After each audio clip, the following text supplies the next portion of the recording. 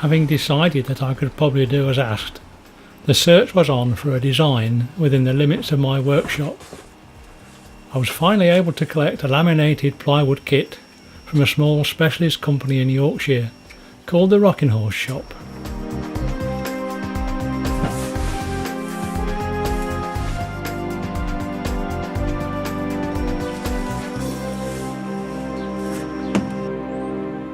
The kit contains 32 profiles, all cut from one 8x4 sheet of good quality 18mm birch ply.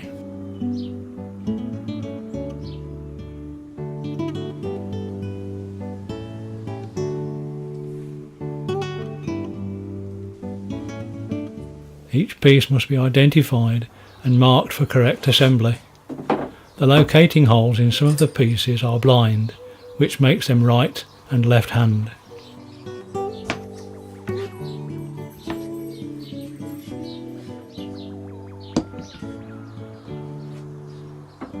The horse is made up in two halves, each beginning with a dry assembly, marking each piece to show the extent of the glue. The preferred glue is a strong waterproof urea formaldehyde adhesive called Extramite. The build-up of each half is better spread over 3 to 4 sessions to ensure that clamps can be applied at the end of each session before the adhesive starts to cure. Care taken here will largely determine the life of the rocking horse.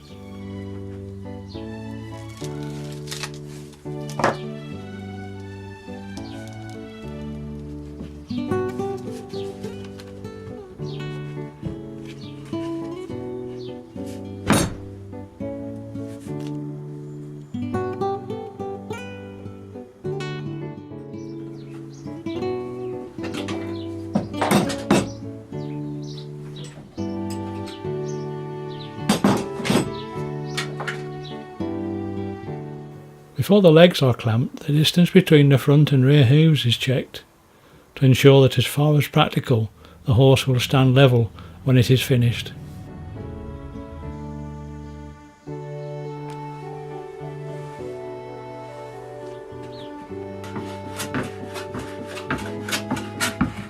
The quality of the final joint between the two halves is critical, and steps must be taken to remove any unevenness between the surfaces before gluing.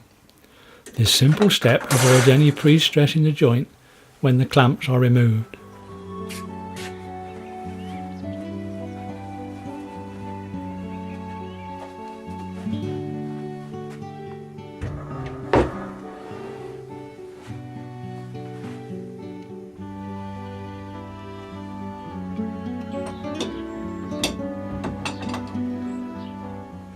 The assembly is now put aside for a few days to allow all the joints to stabilise, and this provides an opportunity to prepare the tools for the next task. The adhesives used in the plywood tend to be abrasive, and gouges must be kept sharp if they are to cut quickly and effectively without tearing the wood fibres. To avoid risk of overheating affecting the hardness of the gouges, they are sharpened using a rubber wheel. A few seconds will give a well-rounded edge, which can then be honed on a cotton mop dressed with a cutting compound for a beautifully polished razor edge. Now there are no excuses left, and a start has to be made on the carving. The carving starts with the body and calls for the removal of all right angle corners to leave gentle contours. The risk of overcutting is reduced by first highlighting the corners with pencil.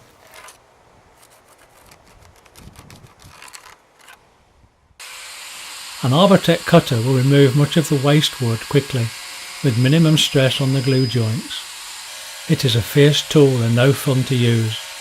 Eye protection is a must. The tool must be held firmly, but guided with light strokes across the wood. The cutting must be made into the mass of the wood to avoid shredding the plywood. The mechanical work leaves rough surfaces and flat areas, ready for the more traditional carving with mallet and gouge. The aim is to develop the smooth flowing curves and tease out the essence of the horse.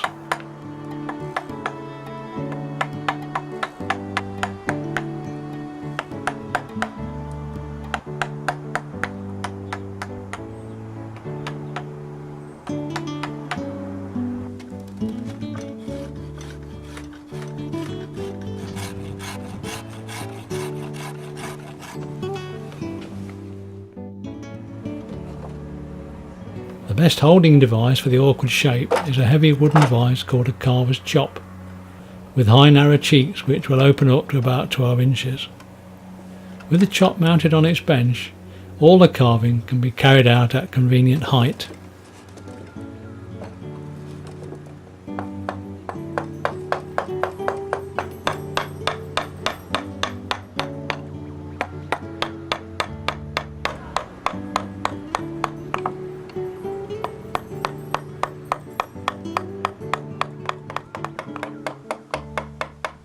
For the creative carving process to be safe and satisfying, a number of simple rules need to be remembered, such as keep both hands behind the cutting edge, hold the tools firmly but apply with a light touch, let the tool do its job without force, and stand back frequently to check the progress.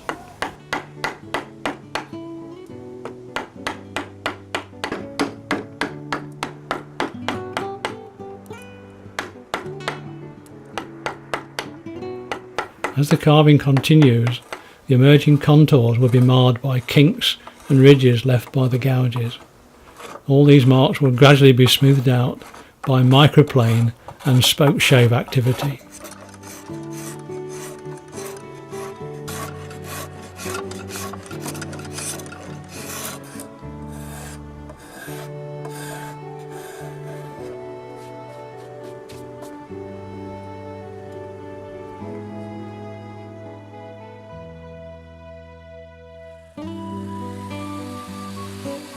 The full beauty of the swirling pattern becomes clearer as final sanding begins, using foam back sanding drums and sandpapers from 60 grit to 180 grit to produce smooth, blemish-free surfaces suitable for varnishing.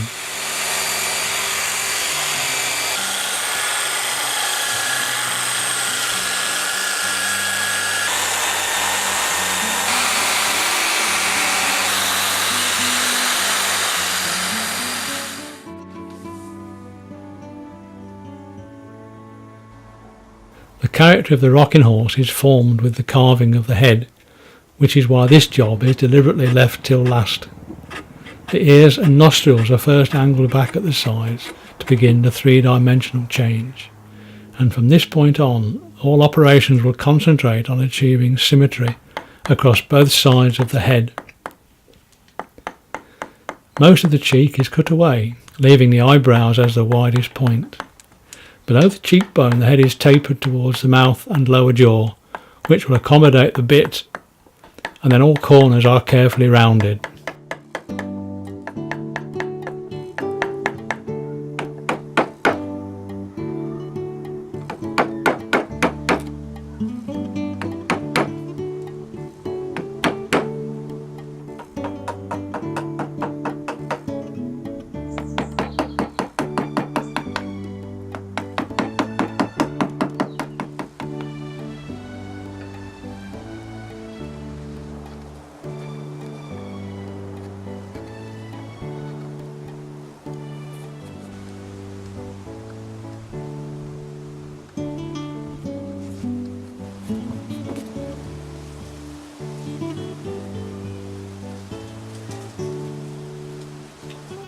The head is sanded down using 180 grit, similar to the body, before the fragile nostrils and ears are finally hollowed out and finished with a spoon gauge.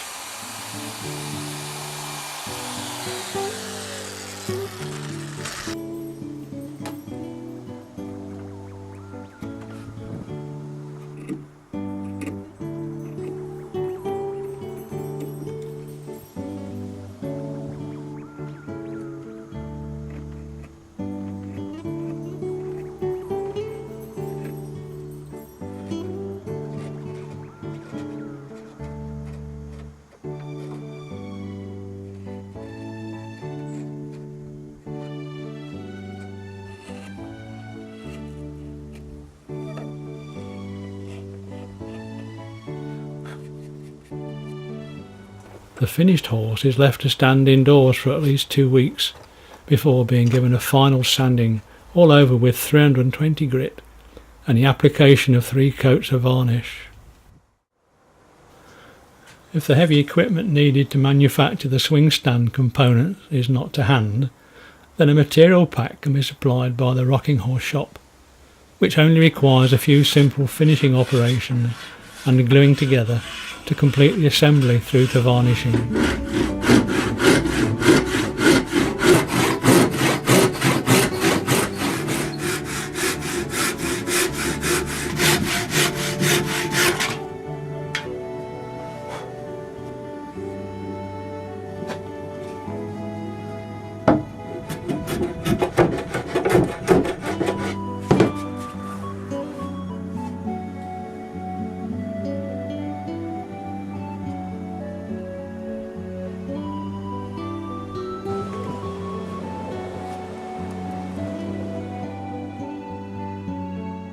The final task is to see that the rocking horse is properly turned out.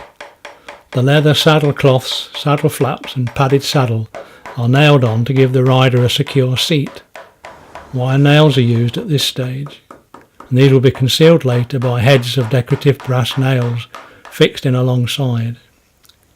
Surplus leather and padding is trimmed level with the saddle block and finished with a leather cantle.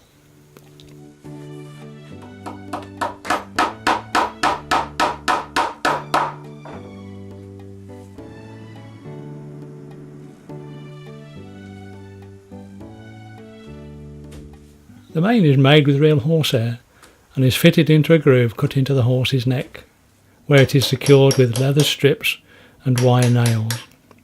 Any tendency for the hair to stick up at odd angles is easily overcome by dampening with fabric conditioner and strapping down until dry. The matching horsehair tail is glued into a hole drilled in the rump and finished with a leather crupper, which gives the tail a bit of a lift.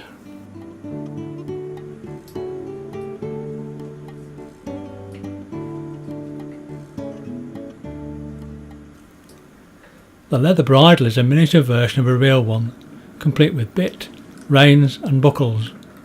It is easy to fit and just as easy to remove by youngsters when they're playing. What more could a smart horse wish for?